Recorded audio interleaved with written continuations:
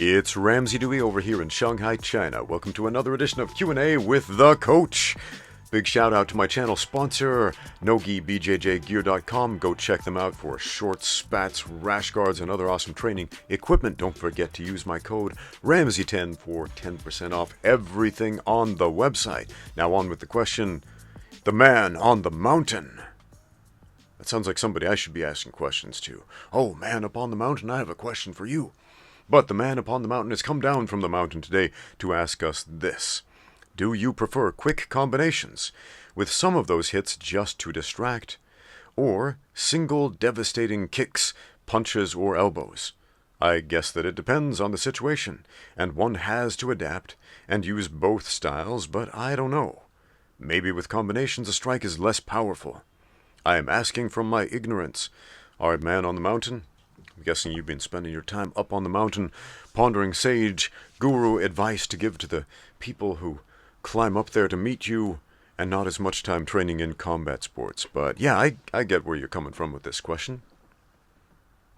The idea that should we just put all of our stock in that one single punch, here it comes, boom, to knock that guy out in one shot, or set it up with some distractions, some fakes, some feints, some movements to create openings so we can land that big heavy strike.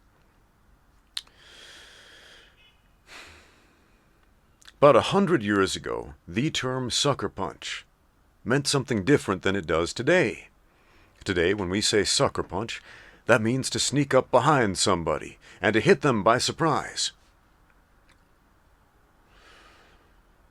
100 years ago, that wasn't the case, though. For example, if you read Jack Dempsey's book, Championship Fighting, he talks about the sucker punch.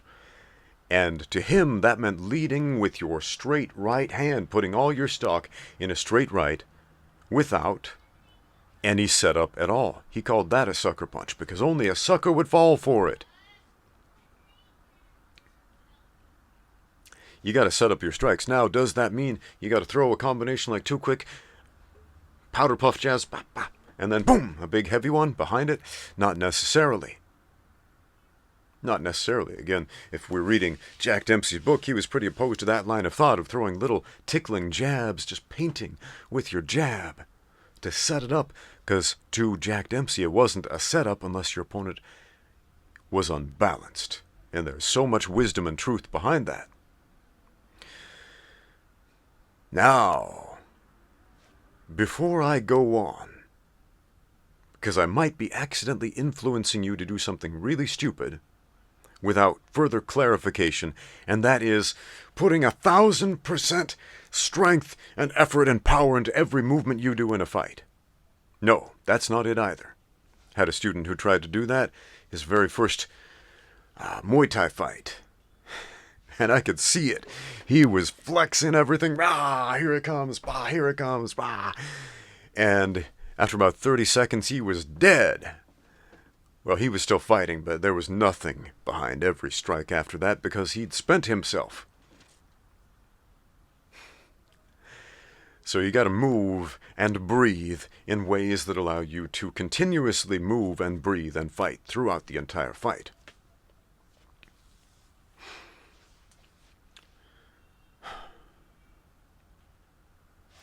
Let's talk about fakes and feints.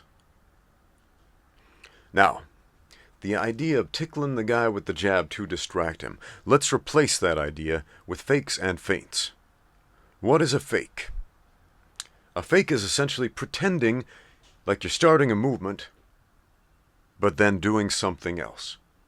So, for example, I'm going to train my opponent. I'm going to program him to recognize my jab by moving my shoulder forward and then throwing that jab. Move that shoulder forward, then throw that jab. Move that shoulder forward, and then throw my right hand instead. I gave him a tell.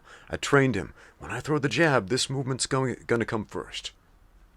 And we have to hit him with those first couple. We have to make him feel genuine fear of getting hit with that jab. The first couple of times we do that. Maybe you're probably thinking, I wouldn't do that when I throw a jab, because when I throw a jab, there's no reason to move your shoulder forward. No, there's not.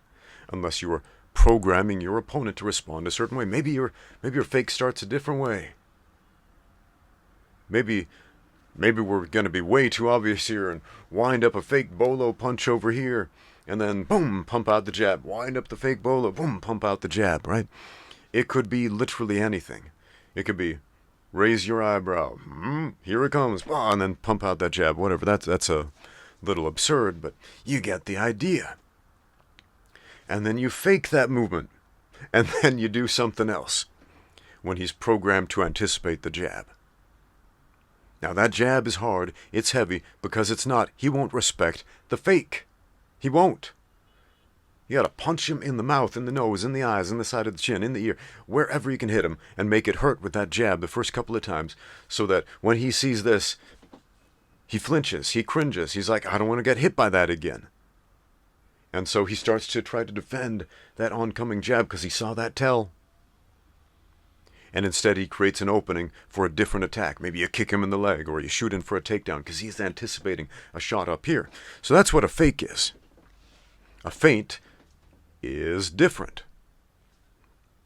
A feint is putting yourself into a position where you seem vulnerable. You always hear people screaming, keep your hands up, keep your hands up. But what if you bring your hands down? Look at Taekwondo, for example.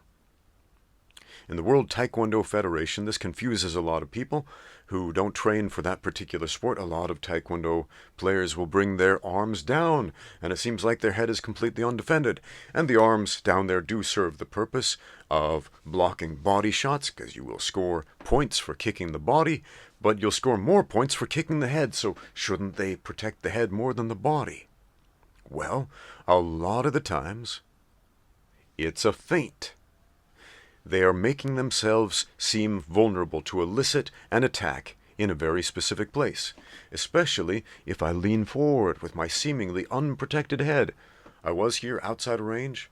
Maybe this is your striking range right there, and I lean forward right into the striking range, and then what do? You think, he's vulnerable, I'm going to kick him right there.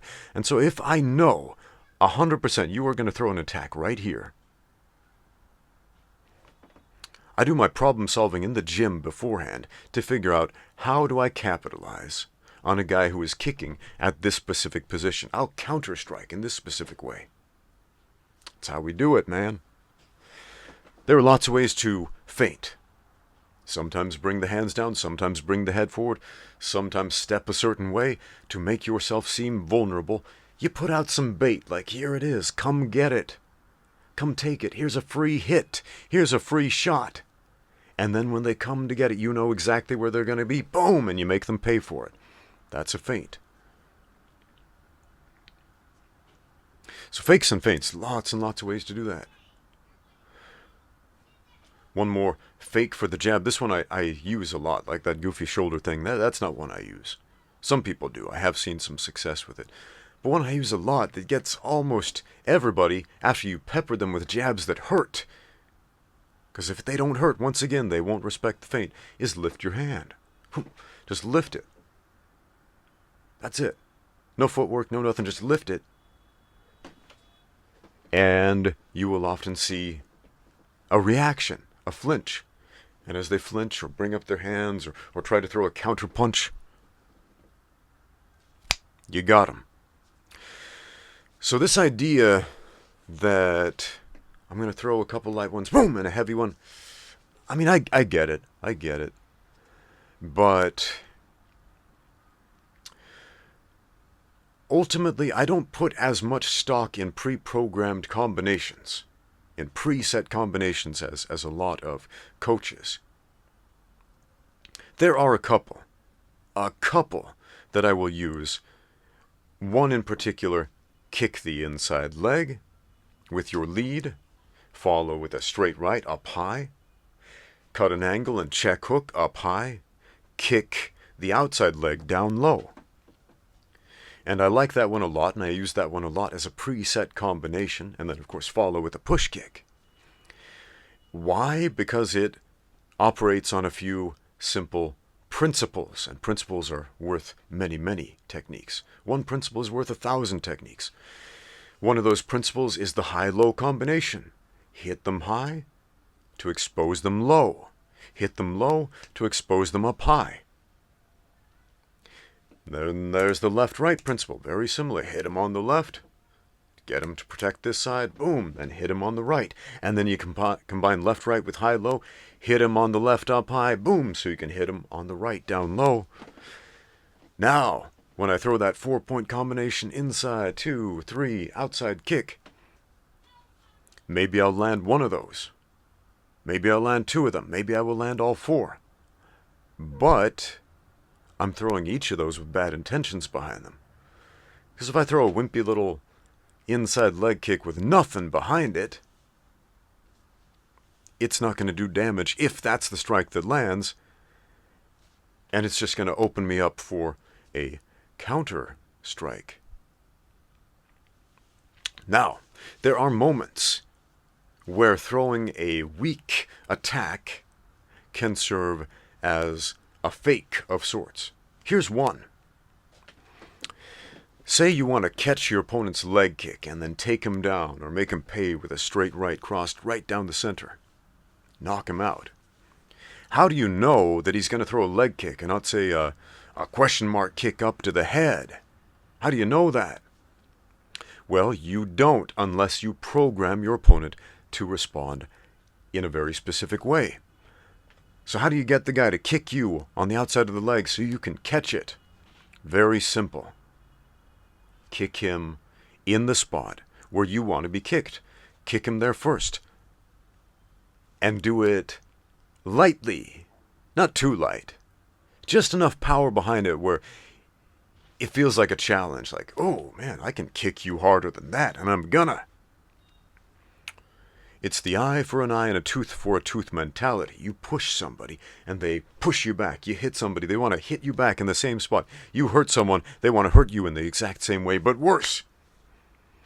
So you throw a leg kick, just sting them a little bit, and they get mad, and instinctively, based on pure emotion, they will kick you back in the same spot 80% of the time. And so you catch that, and then boom, or you catch it and you throw them.